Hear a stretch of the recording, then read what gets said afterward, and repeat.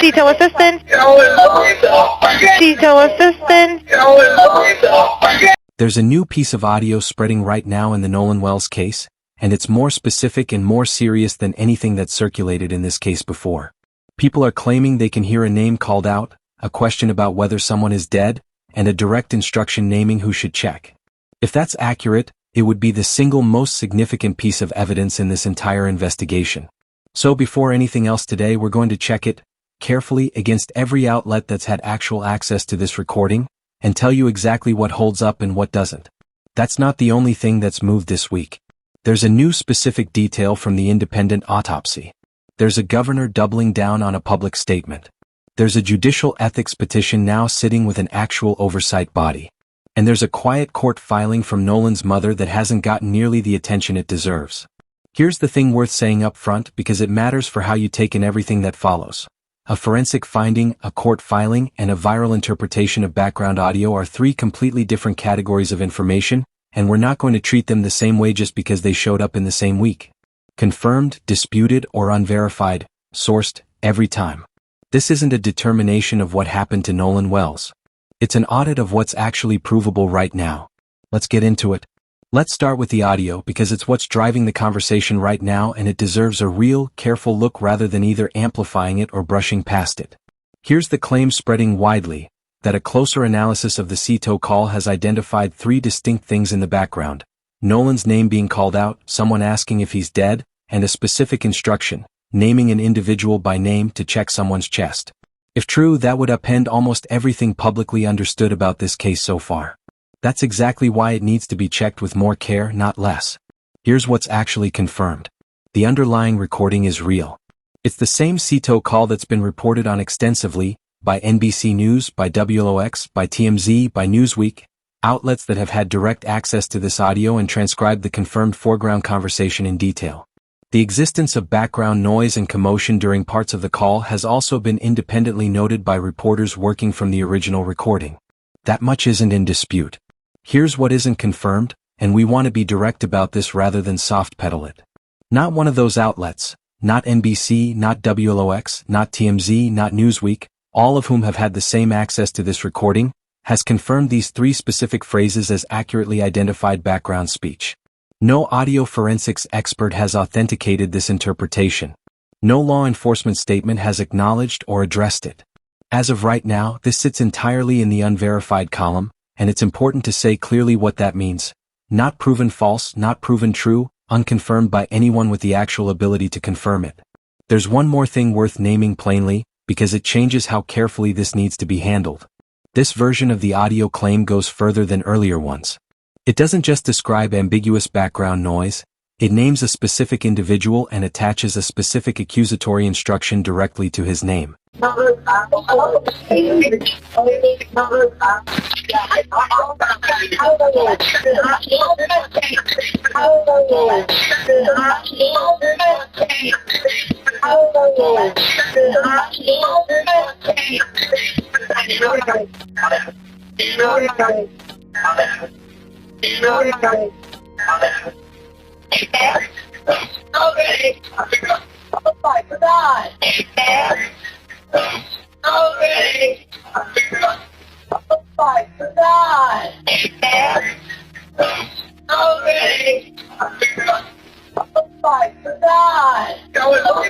Tito assistant.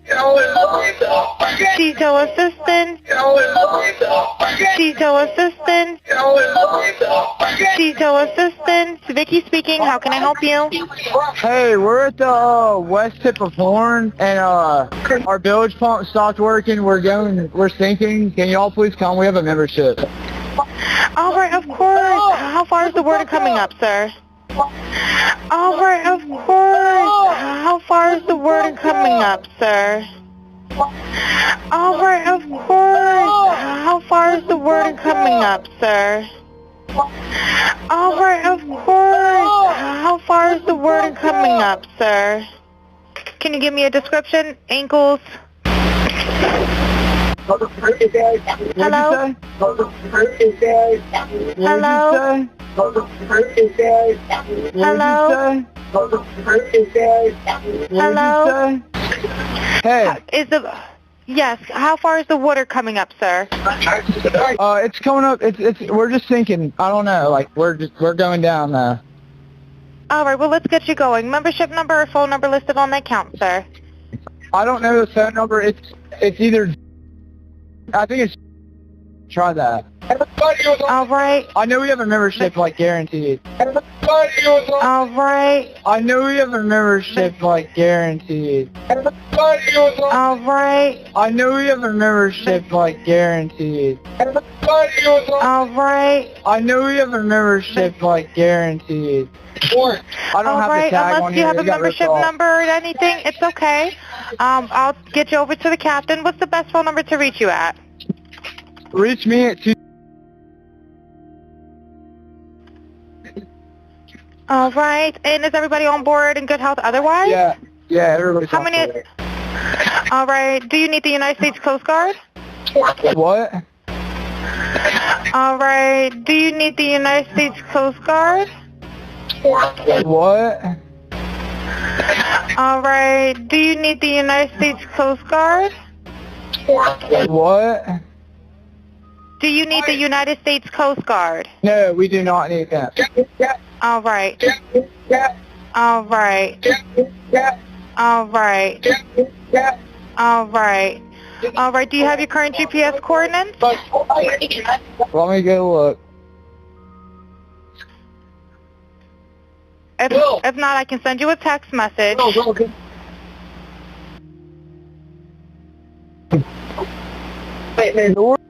Alright, are you ready? Yes, sir. I'm available. North 30 degrees by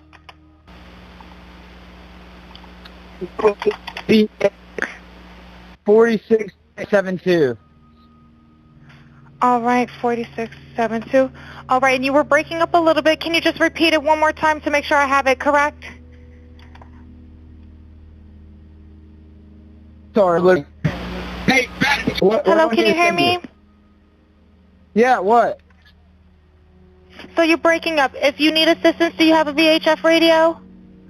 No, we do not have the VHF radio.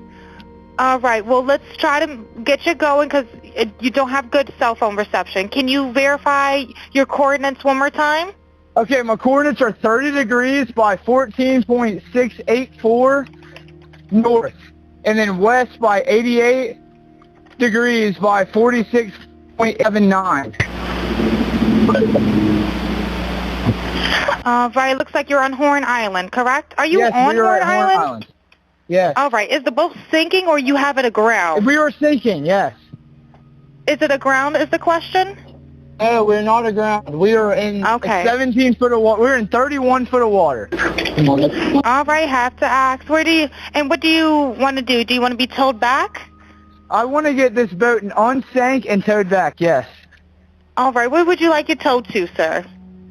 You can tow it to Ocean Springs Harbor, or Fort Bayou Launch.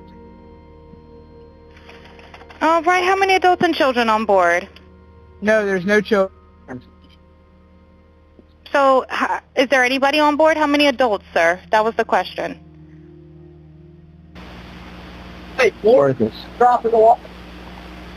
Hello, can you hear me? Hey, Floridas. Drop in the water. Hello, can you hear me? Hey, Floridas. Drop in the water. Hello, can you hear me? Hey, Floridas. Drop in the water. Hello, can you hear me? Try to jump in and pull the plug while you're going.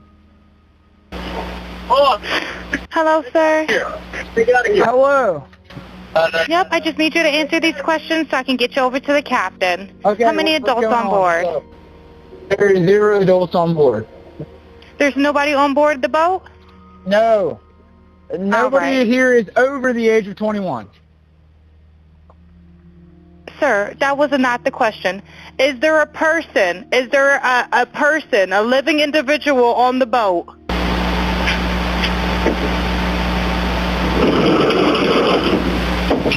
Hello?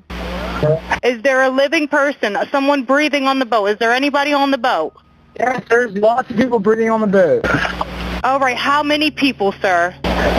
Like 7. All right, thank you. Like 7. All right, thank you. Like 7. All right, thank you. Like 7. All right, thank you. Does everyone have life jackets on or available to them? Yes, we have life jackets available. All right, verify what boat's sinking. A Triton, 22-foot offshore, 22-foot Triton offshore sea flight hull. All right. All right. Please hold. I'm transferring you to the local captain now. Okay, thank you. This is Captain Seth. Hi, Captain Seth. This is Vicky from International. How you doing today? Doing good. How are you? Good, good. I apologize ahead of time. I really do. You're going to have a fee for service come up under... Okay. It sounds like a bunch of kids on board on Horn Island. He's letting me know that his father's a member, but he can't give me any information. And he's saying the boat is sinking, and he's on Horn Island. It's just unfortunate. He's just a kid. There's a lot going on. So right. He said there's about a lot of people on board. He says he thinks about 7. I'm guessing they're all under 18. Okay. And I'm not trying to be rude. He wants you guys to go out there and unpump the boat and then tow it in.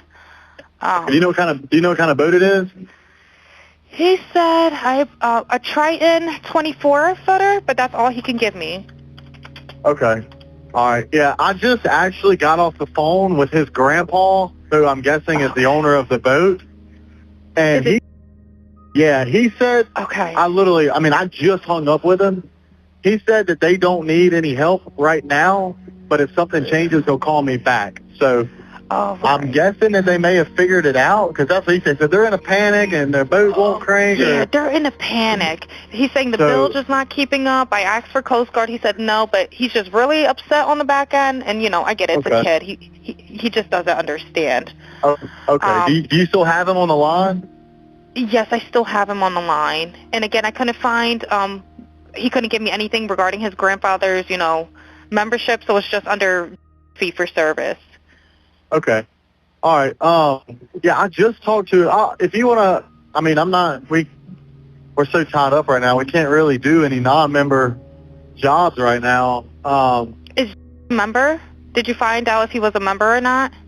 Yeah, but I'm not sure if it's his boat or what. I'm not sure what's going on with it. But yeah, transfer the kid over. I'll talk to him, and then I'll call his grandpa back as well. All right. And did you want me to look up membership number or anything like that to see if he's up? I know you guys are. You can try this cell phone number. Yes, sir. Anything on his phone number? All right. Yep. Yeah, he's an active member. Hold on. What kind of boat do you have on there? Same boat? Yeah, he's one of your members. Yep, 22-foot Triton. All right, I'll just disregard this one. I'm going to send you over an accurate one under this one, okay? He's one of your members. You'll get in a couple minutes, okay? Okay, perfect. All right, and just transfer this kid over whenever you get a chance. All right, transferring him now. Thank you again, Captain. All righty. Stay safe out there. It's crazy. Have a drink. Oh, it's wild. All righty, thank you. Thank you. Bye-bye. Bye-bye. Hello? Hello? Are you there? I apologize. I will be disconnecting due to lack of response. That's a real escalation in what's being claimed. and it means the complete absence of any authentication matters more here, not less. The more serious and specific a claim gets, especially one naming a real person, the higher the bar should be before it's repeated as fact, not the lower. So here's how we're going to handle this. We're not going to replay the disputed segment over and over or build a dramatic reveal around it. We've told you plainly what the claim is and where it stands. If a genuine audio forensics review or a law enforcement statement ever authenticates or rules out this interpretation, that's real news and we'll bring it to you the moment it happens. Until then, unconfirmed by anyone capable of confirming it, and that stays true no matter how many times it gets repeated online. Repetition isn't verification, and a claim naming a private individual deserves more caution before it spreads further, not less. Everything else in this case involves someone's word against someone else's word. This segment doesn't. This is a machine that was running the entire time, logging position and speed automatically, with no opinion about what anyone needed to be true that afternoon. That's what makes it the most important piece of this case to get exactly right, and exactly right means not overstating it either. Here's what's already fully confirmed, and it's worth restating plainly because it's the foundation everything else sits on. The boat sat stationary at Horn Island until roughly 4:30 p.m. Then, between 4:31 and 5:24 p.m., it moved, but barely. Somewhere between 0.06 and 4.2 knots. Over the course of nearly an hour, it covered about 2.7 miles. That's walking pace on open water for the better part of an hour. After 5:24, the boat picks up to a normal cruising speed, around 35 knots, and by 5:44 p.m. it's docked at El Camino Real Road. That much is not in dispute. It comes from GPS chart plotter data, pulled under law enforcement authorization, and no one on any side of this case has challenged its accuracy. Now here's where we have to slow down and be careful because a newer, more detailed version of this timeline is circulating, and it goes much further than what's been independently confirmed. The claim is specific, that after docking at 5:44, the boat left again at 5:52, headed into Fort Bayou, returned at 6:06, left a second time at 6:36, moved southwest toward St. Martin Bayou, then southeast, then north toward a different boat launch, arriving there at 7:19 p.m., and that at 7:47 p.m., it was pulled from the water and trailered overland to a private residence in Biloxi. If that sequence is accurate, it changes the shape of this entire evening. It's not one unexplained stop anymore. It's 4 additional legs of movement, spanning nearly 2 more hours, before the boat was finally off the water and out of sight. All of it happening on the day a teenager went missing, hours before anyone reported him missing at all. But we have to say this next part clearly because it's the whole reason this segment exists. That level of detail is new. It's more specific than anything previously reported on this timeline, and specificity is not the same thing as verification. This sequence is described as coming from the same GPS download process that produced the earlier, already confirmed data, but the fuller timestamp sequence itself has not yet been independently checked against the actual MDMR file, and no neutral outlet has confirmed it point by point the way the earlier movement was confirmed. We're not saying it's wrong. We're saying it hasn't cleared the same bar the first part of this timeline already cleared, and until it does, it stays a claim to verify, not a new fact to build on. Here's why that distinction actually matters, and it's not a technicality.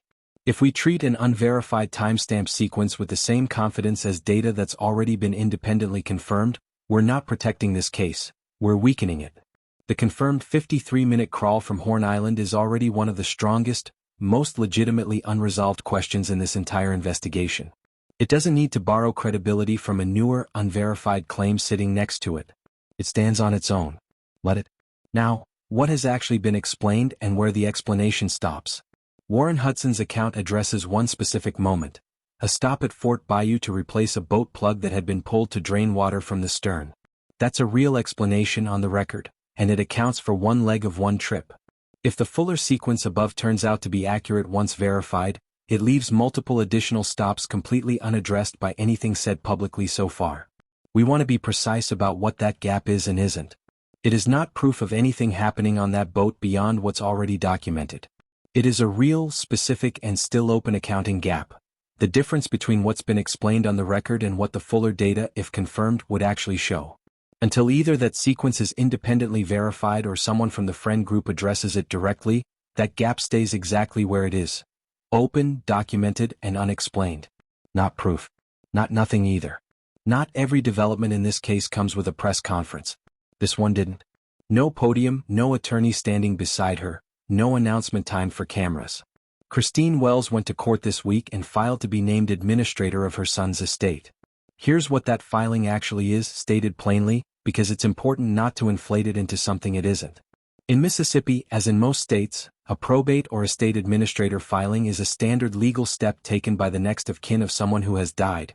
It establishes legal standing to manage the deceased person's affairs, and it's required by the court system regardless of the circumstances of the death.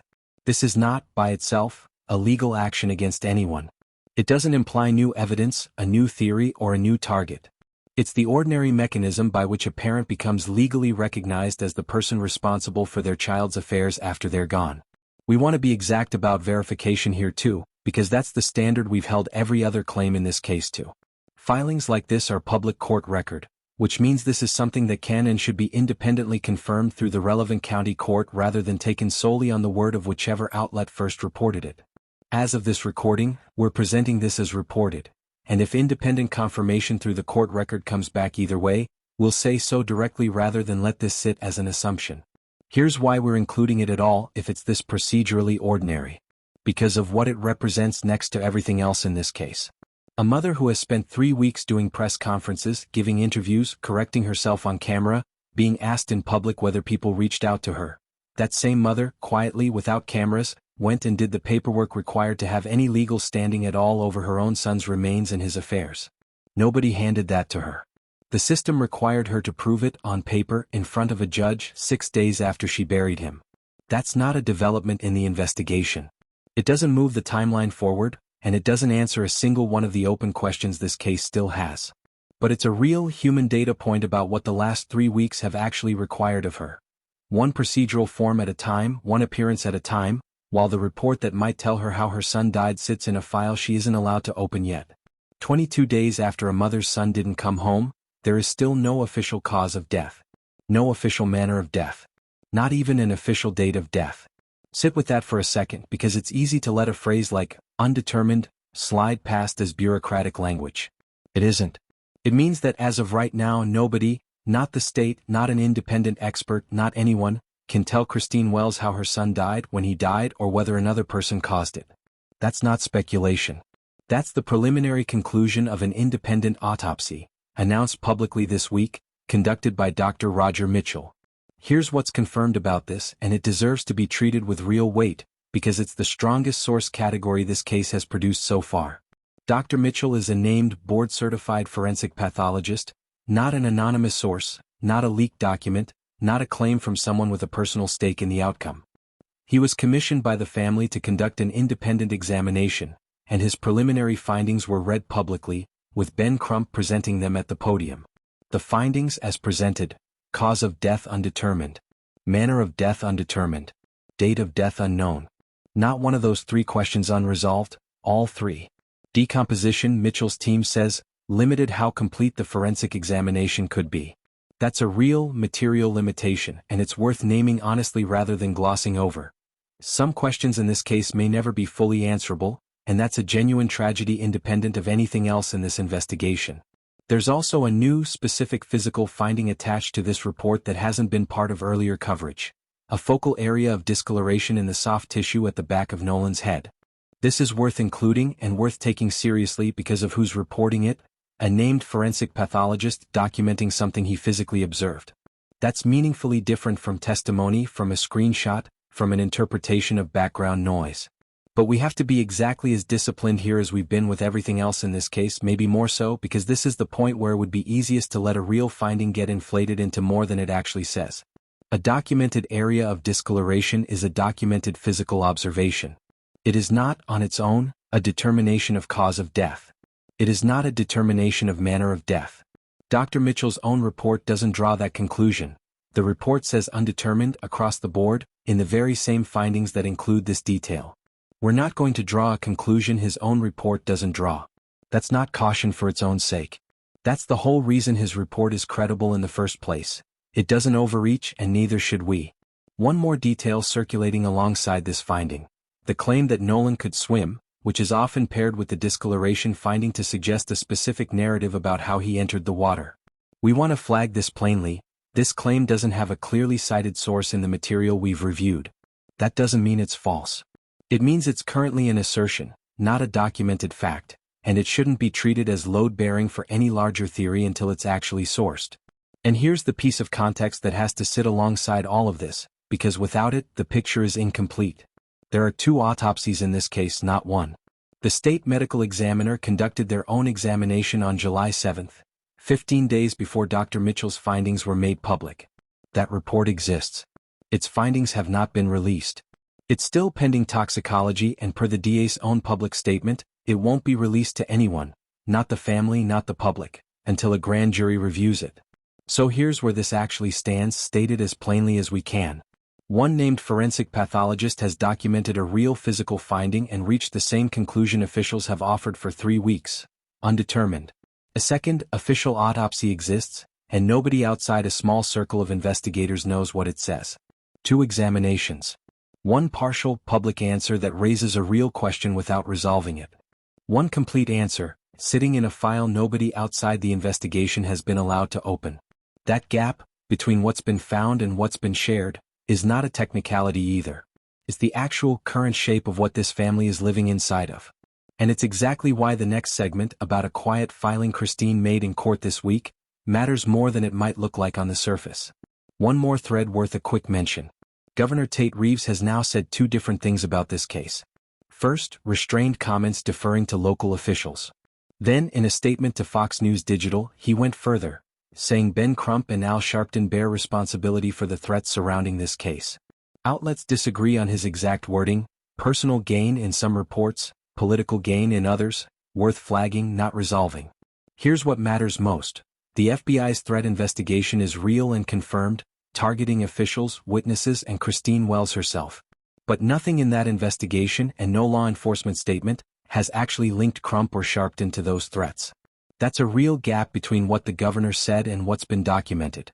Neither man has responded publicly yet. Briefly, one more open process worth tracking.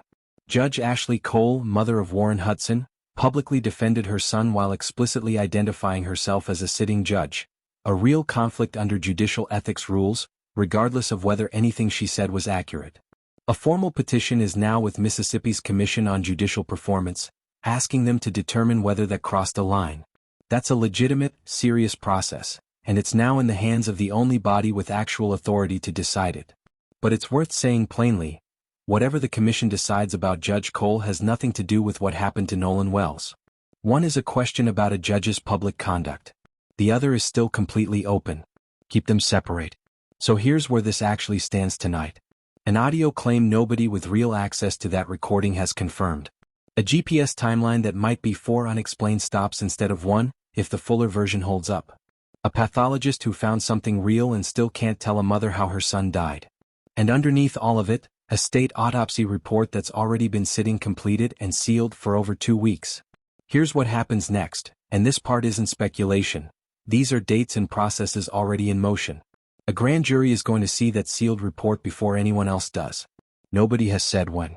The Commission on Judicial Performance now has an open petition on its desk with a sitting judge's name on it. Nobody has said when they'll rule. And somewhere, right now, there either is or isn't a forensic audio analysis capable of finally putting a real answer on that recording instead of a guess.